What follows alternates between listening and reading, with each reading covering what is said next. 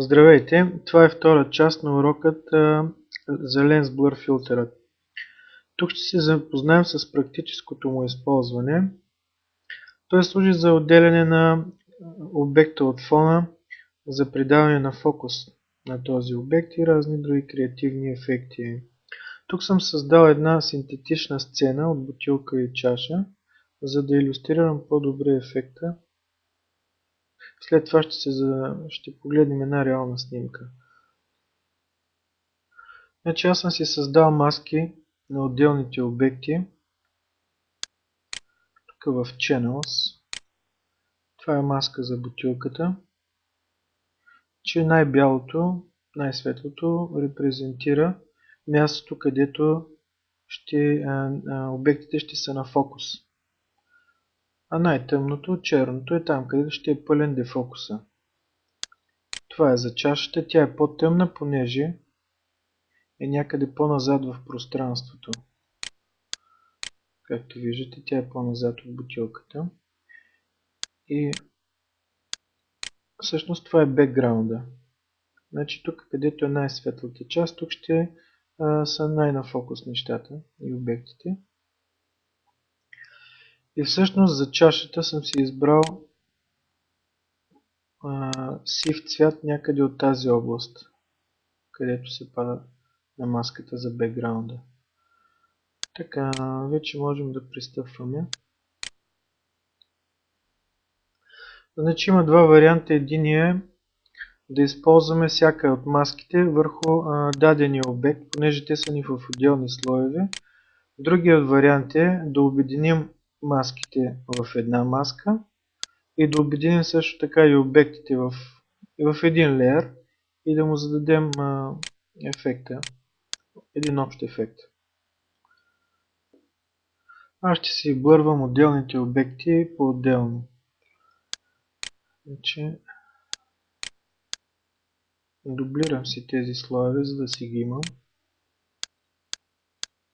И ги изключвам копията им, за всеки случай да си ги имам. Така, сега съм в Layer Bottle.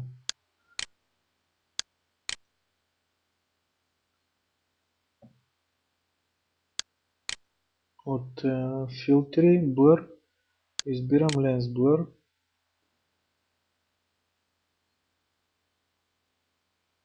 Като на Depth Map избирам алфа канала, който съм нарекал Bottle.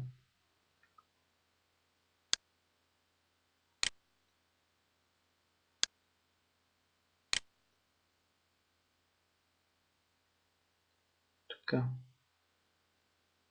Тук трябва да уеднаквя нещата за трите канала, върху които ще използвам филтъра, да са еднакви.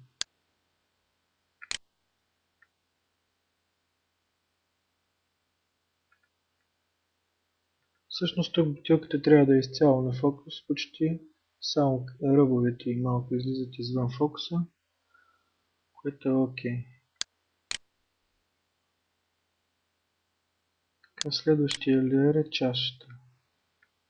Избираме си същия филтър.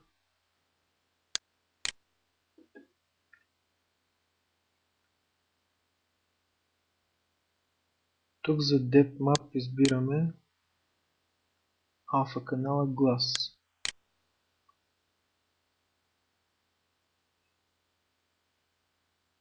Виждаме как тук чашата въобще не е на фокус вече. Окей.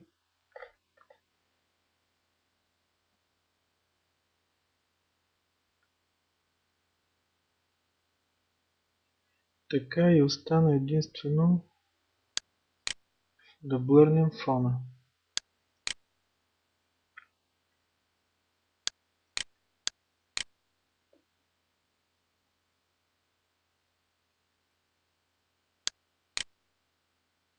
Избираме алфа канала Background.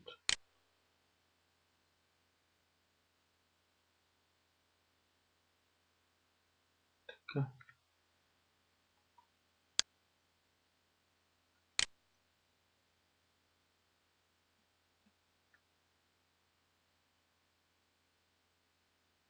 Ето виждате как тази част тук е най-на фокус, най-резка.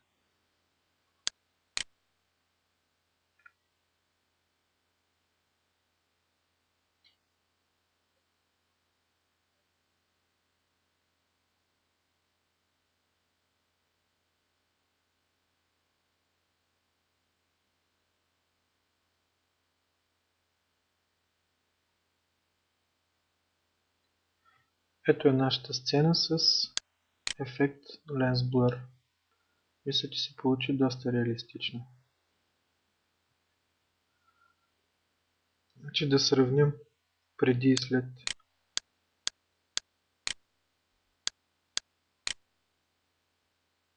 Това е преди. Това е след ефекта.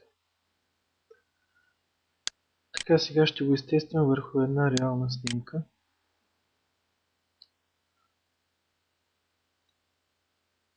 Тук съм решил да отделя Ицо и Майя от основния фон. Съм направил една маска. Имам и още една, с която ще блървам основния фон. Тя е един обикновен градиент. Така.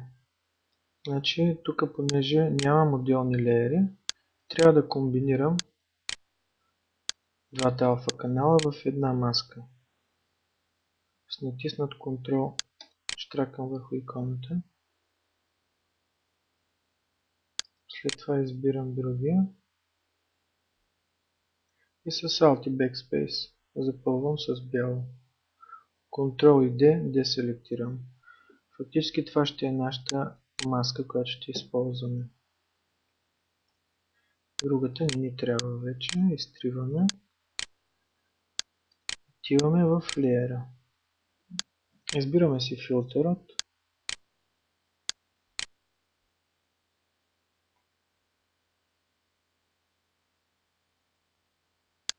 Така, тук ни избирам алфа канал от маск. Може би да намалим малко ефекта.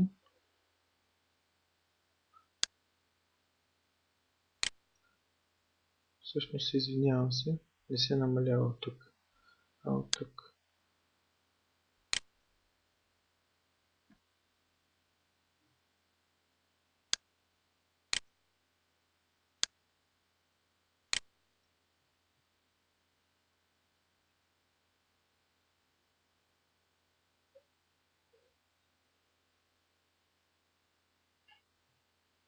Да, това е много брутално вече. И аз искам всъщност да задам фокуса на друго място. Ще цъкна и тук така. Какво ще се случи?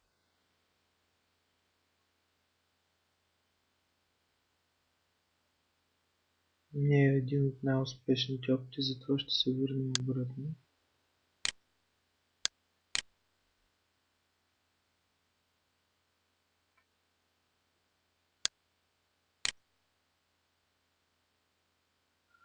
Мисля, че това ме устройва.